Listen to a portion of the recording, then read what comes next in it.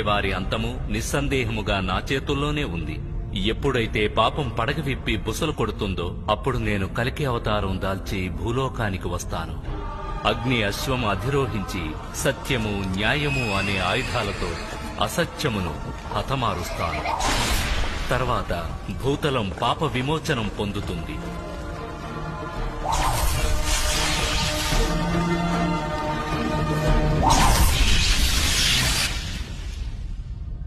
మానవాళి ఎటువంటి యుగంలోకి ప్రవేశిస్తుందంటే సత్యము న్యాయము మరియు చరిత్రలు అనే చక్రాలపైనే లోకం అనే రథం నడుస్తుంది.